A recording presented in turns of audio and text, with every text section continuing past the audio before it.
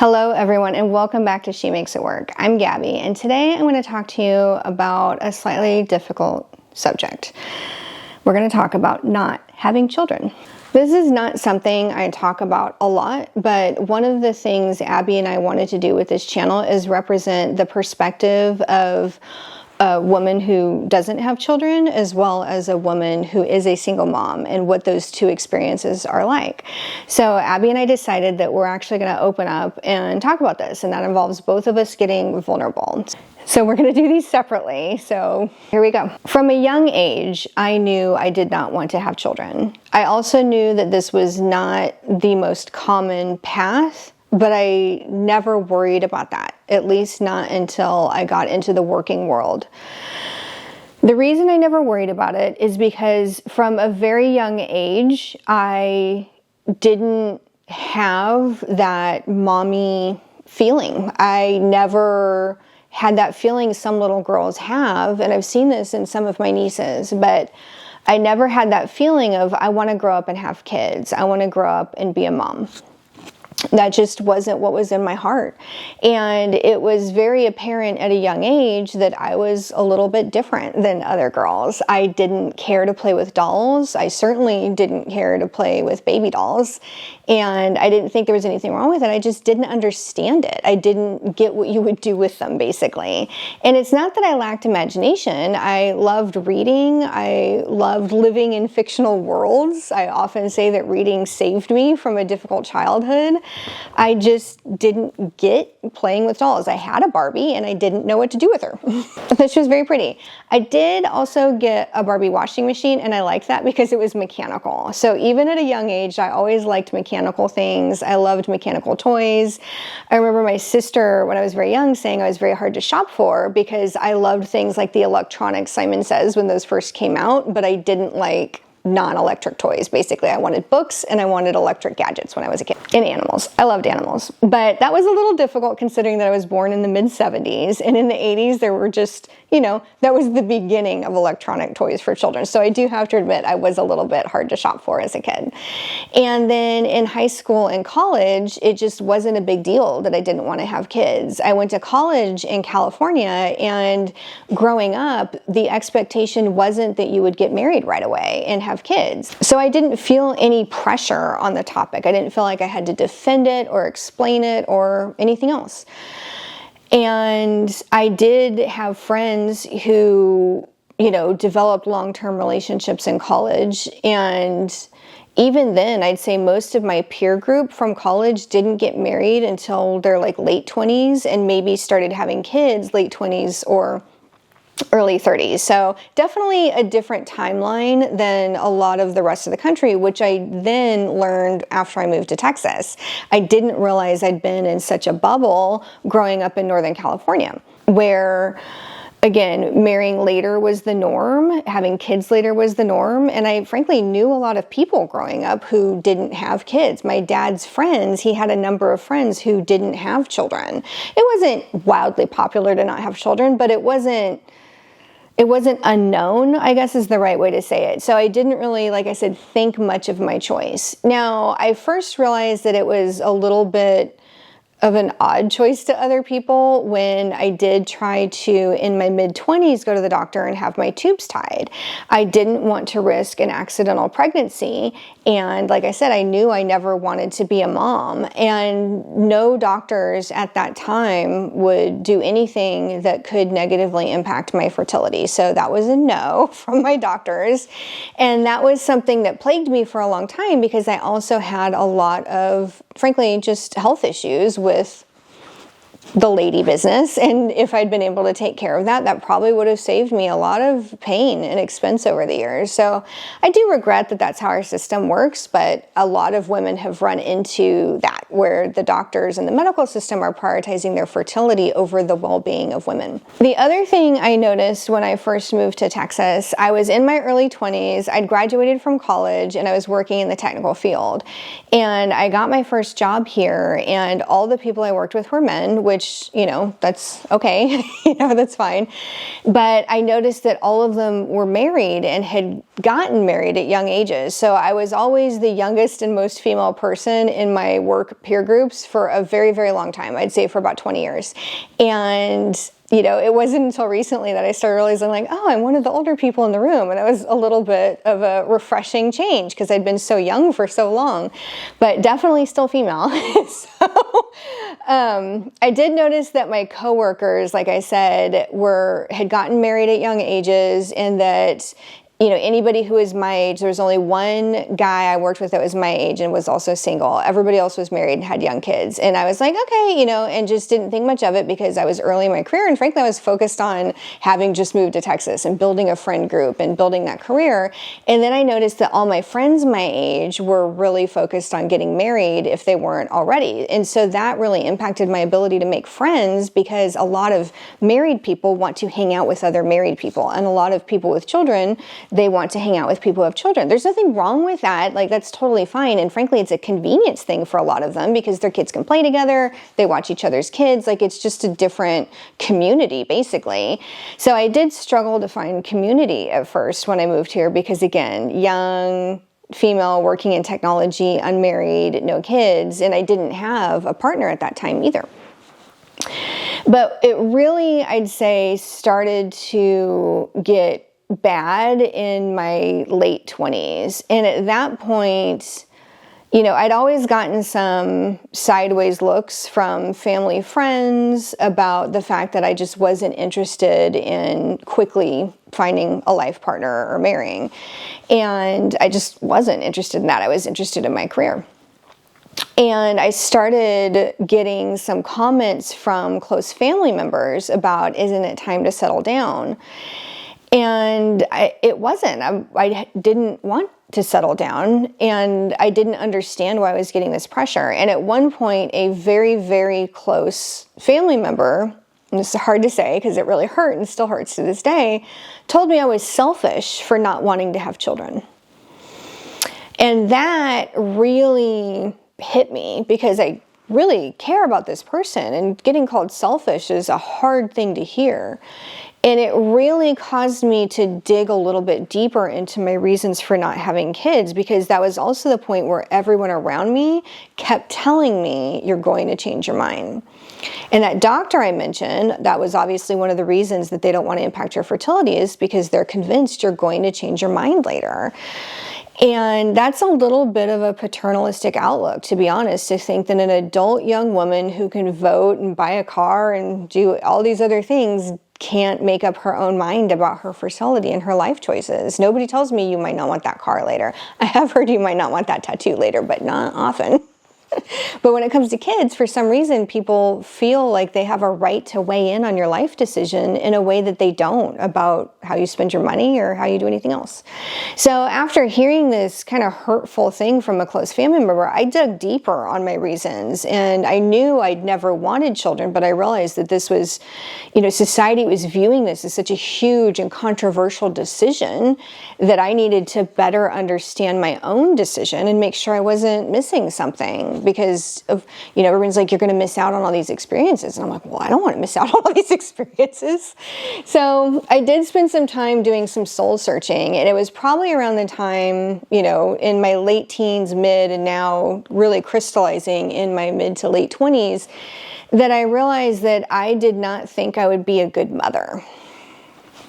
And that is why the selfishness statement hurts so much, because I think that in my mind, it was more selfish to have kids to make yourself happy without thinking about whether or not you would be a good parent to those children. And so I felt like, well, kids are fun. I really enjoyed my sister's kids. I helped quite a bit with them, and I loved their baby and toddler years especially.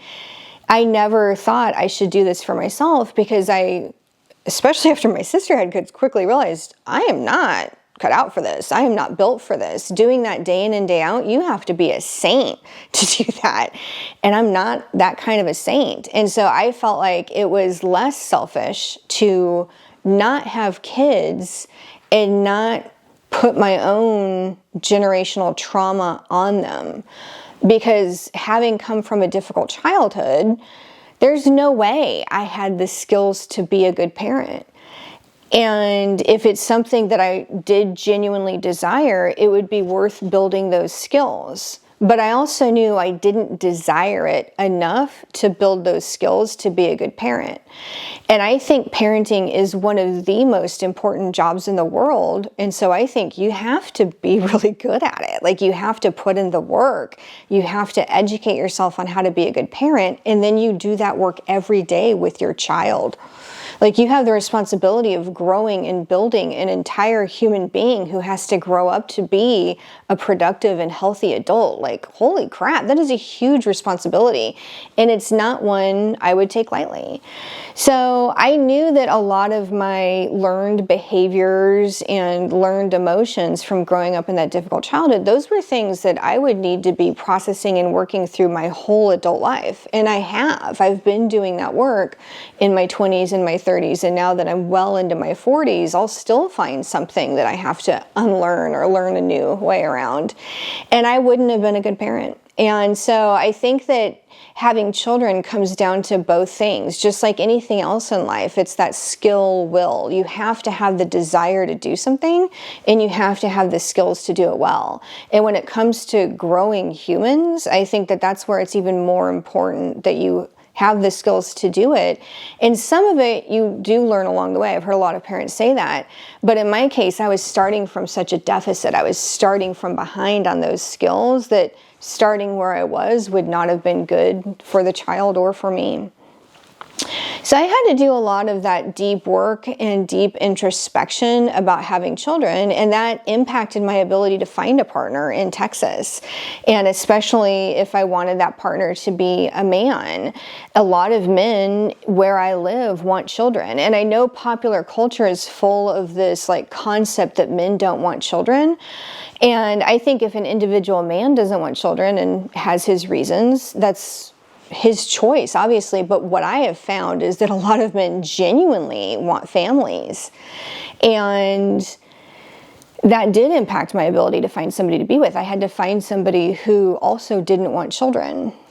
Now, I would have been fine being a stepmom. So when I was dating, I opened the door to dating a divorced man who already had children, both out of practicality. Well, I'd say mostly out of practicality. But I love kids. I love other people's kids. And the job of a stepmom is very different than the job of a mom. So that did expand my dating pool slightly. Now, how did this impact work? That is where I started getting the most pressure, oddly enough. You know, for the most part, you would say in a professional environment, people stay out of your personal life, but that's not true. And it's especially not true when I moved into consulting. But let me start a little further back. So before I moved into consulting, I had moved into technology leadership at my first big company that I worked for and was there for a very long time. And my pay was lagging behind a lot of my peers. And I had a lot of, I'd say, institutionalized guilt over wanting to get paid what I was worth because all of my male coworkers were supporting their families. So a wife who often didn't work and multiple children off of their salaries. And everybody knew that wasn't my situation. And so I'd say that that was when I first noticed an actual work impact of not having kids, is that subconsciously people think you don't need the money. And I was young enough and not professionally mature enough to stand up for my salary needs and to insist on it. And like I said, I personally had a lot of institutionalized feeling of I don't need that money as much because I'm not raising a family. And I think that's a really hard thing for a lot of women, is to stand up for what they're worth no matter what. And I think that's hard for working moms, and I think that's hard for working women who aren't moms. So that's not a uniquely Gabby issue. But I will say that not having kids puts an extra layer of complexity on it where you feel like they need it more, and your coworkers kind of think that too, to be honest, and your bosses and your leadership do. And I enjoyed the work I was doing, but I was working for what I would call a shrinking company. It had been sold a few times. We'd gone through layoffs for years and years and years. They were not looking to pay people if they didn't have to. So I had to fight for everything I had at that company. I had to fight for my promotions, and I never successfully fought for a meaningful raise at that company. And to make more money, I had to change companies, which is very true. That's, again, not a uniquely Gabby problem, but I really wanted to stay where I was. I wanted to grow within a company, but unfortunately, that's not rewarded anymore. So I just want to caveat the conversation about money by saying you will always, always, always get your biggest increases by changing companies. That's just reality. And especially if you've grown up in that company from a fairly young age and have always been the one woman in leadership or the one childless woman especially, you're not getting paid what everybody else is making. And the only way to change that is to change jobs. So once I started to realize that pay thing and my own challenges standing up for what I deserved, I also noticed that I was, people, I'd hear it mostly from work. You'll change your mind, you'll change your mind. So at that time, I wasn't officially in full-time consulting, but we did have clients that we worked with. And I'd been working with and entertaining clients since I was in my early 20s. And I would hear this mostly from clients. Most of my coworkers were like, well, that's just Gabby, But, it's constantly working with vendors and clients and definitely getting a lot of pressure from them and definitely a lot of, frankly, patronizing statements of, oh, you're young, you don't know what you want, you'll change your mind. I have to tell you, I heard that constantly until I was 41 years old. You're young, you'll change your mind. And it was worse when I did move into full-time consulting because I was working with more and more clients and spending more and more time with them. And they don't feel as fettered as your own company's coworkers about not getting in your personal business. And I'd say also in consulting, a lot of what we're selling is our own personalities, and people want to get to know you personally, your coworkers and your clients. That's part of the gig, basically. But yeah, there were definitely a lot of inappropriate conversations about me not having kids. And by the time I was in my late 30s, I definitely had developed a little bit more of the Gabby F it attitude that I have today. And so sometimes I would just tell people it just wasn't in the cards and look kind of sad because you want to make me feel bad about not having kids. I want to make you feel bad for asking such a personal question or getting into somebody's business like that. But, it just, especially in the environment in which I was working, it was just such an odd choice. I do understand that it was just an odd choice and people genuinely are curious, and that curiosity isn't always coming out of malice, but just because it's not malignly intended doesn't mean it doesn't have a negative impact. And that was my boundary. I did not want to talk about it anymore. I'd been being asked about it for 20 something years at that point, and I'm kind of over talking about it. It wasn't until I started visibly looking a little bit older that the conversation just ceased. And I think a lot of that is because a lot of my peer group, their kids are now in college and they're less of a focus in their life. And so they don't focus as much on what other people are doing with their kids. I thought that was an interesting trend that I've noticed happening. I also think that there's a social consciousness that's been going around that people have started to learn over the years not to get into other people's business, especially since so many people do struggle with fertility.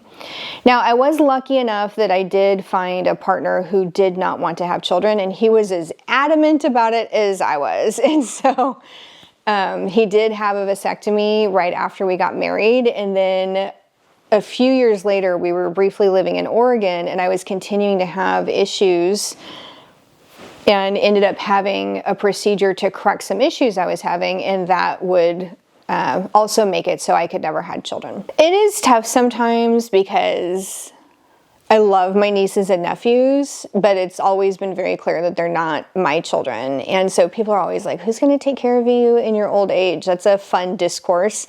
And I love it that a lot of younger people are saying, bold of you to assume that your children will, because we're not seeing a lot of that. Part of the reason I wanted to talk about this, though, and I think this is really important, is that so many women in my life have come to me privately and shared with me that they didn't realize they could choose not to have children.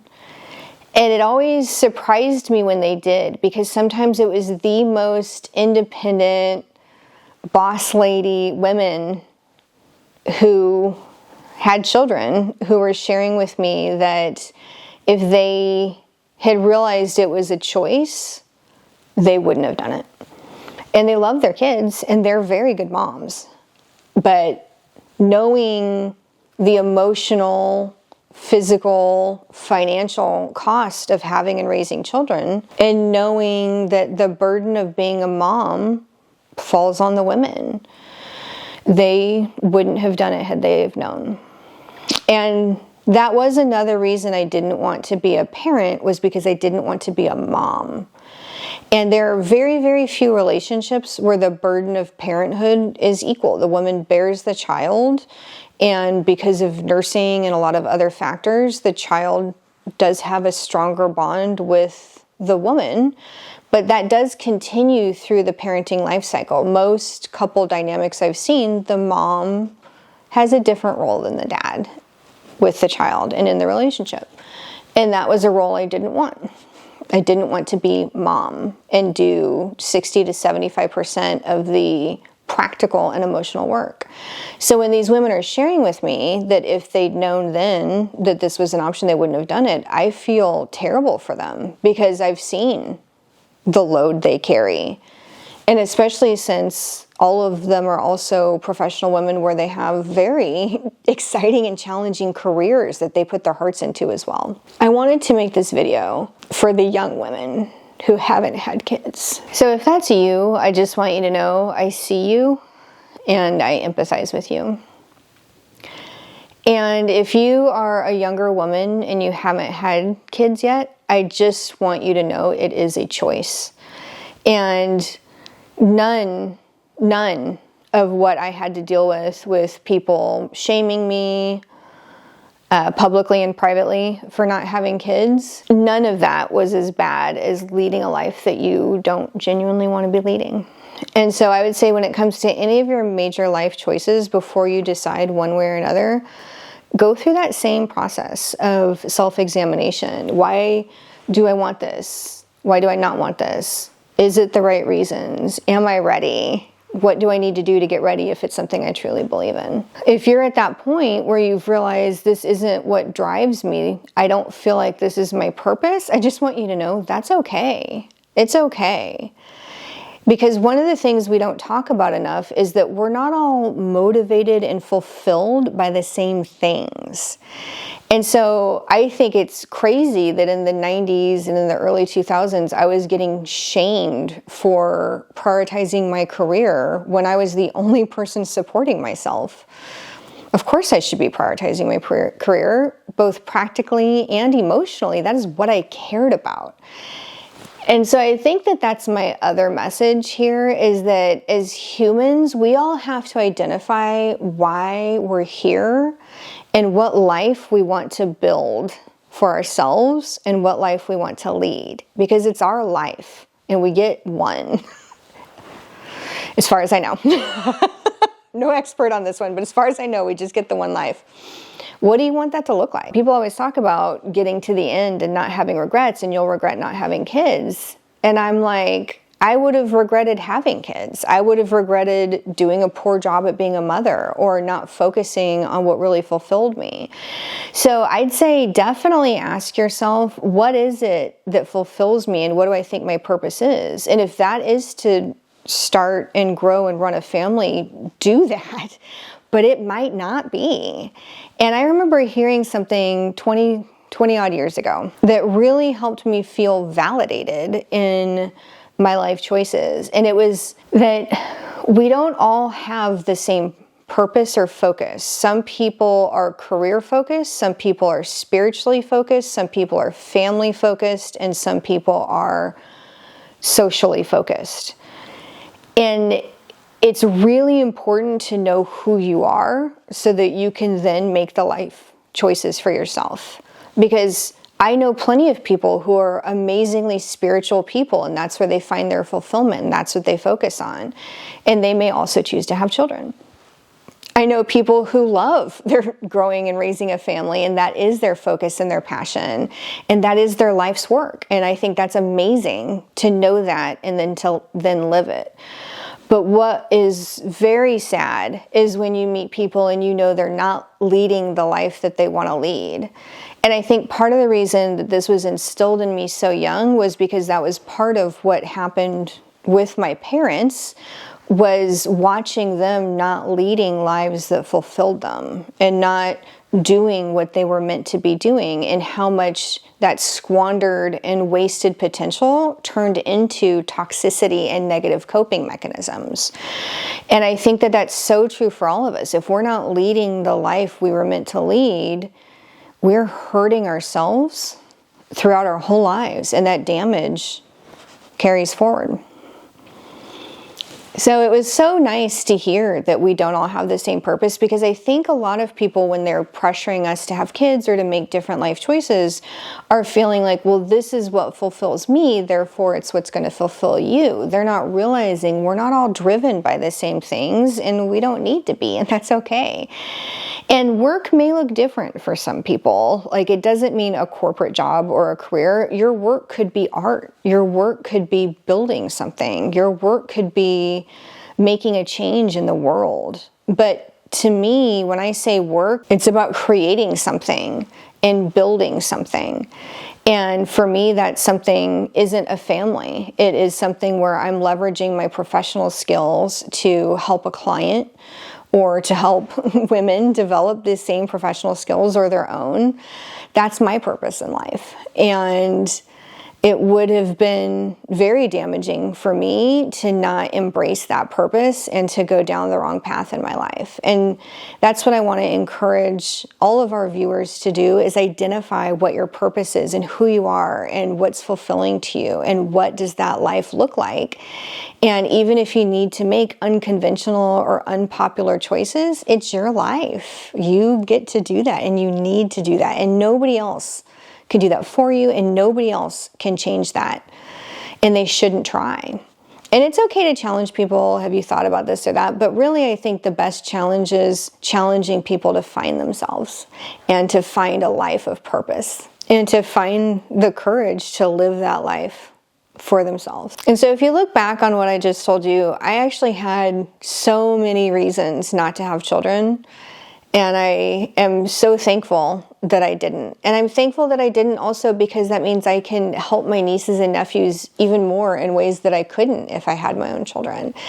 And it's possible to build a loving and supported life without having to rely on your children for that. So yeah, find out what makes you tick. Go after it and have the courage to just really live boldly. It was so funny because I had an employee and she hasn't had kids. I don't know if she's ever going to, or just no kids. And I would obviously never ask her. But it's so funny because she always complained about the coworkers who start work late or leave early to pick up their kids. And she's like, those of us who don't have kids, we don't get that. We don't get that. And I'm just sitting there going, I don't even care. I'm just so thankful that I don't have to do that. That is so much stress and pressure, and I'm just so glad that I've made the choices in my life that whatever I'm doing, I can just do that thing and do my best at it, enjoy it, and not feel guilty that I'm not with my kids, or not feel guilty that I'm picking up those hypothetical children and have to miss a meeting or take the call from the car. Yeah, I'm just so glad that I don't have to do that. I didn't want that life and I chose not to have it. And for my coworker friends who have to do those things, I'm so sorry. And I'm so happy when I see their kids get older and be more self-sufficient. And I have so many friends who did choose to have kids, whether they're the ones who came to me later and said they wish they hadn't or not. And they're sitting there and their kids are about to go off to college or have just started college. And they're sitting there going, now what? Now what? Because now is the part where they get to build their life. And I'm happy for them that they get to do that now. And I'm happy for them that they're proud of their kids who've gotten into college. And I'm happy that at night after I'm done working, I can play video games and not worry about having to feed anybody else, because feeding myself is really hard sometimes. But I'm so proud of millennial and Gen Z women who are actively having this thought and going through this thought process. And for millennials who are doing it for financial reasons, I think that's really hard and sad, because if they really want children, I wish that things were different right now, so that people who want to have kids and would be good parents have the resources to do it. But I'm also proud of them for recognizing that if they don't have the resources, it's not something they should do, because I see a lot of people who are living under very strained circumstances because they did have more kids than they have resources for, and it's made their lives really hard. So if that's you watching this, then my heart goes out to you, and I hope that you find a way to make that better for yourself and your kids. I'm Gabby from She Makes It Work. Please look for an upcoming episode where Abby has a very different conversation about what it's like to be a single working mother. And I hope that everything we're doing is helping our audience, because that's frankly all we care about, is helping other women navigate this very confusing and sometimes difficult world of being a woman in business or a woman in corporate America. So anyway, have a great day, and I'll see you in the next one. Thanks. Okay, bye.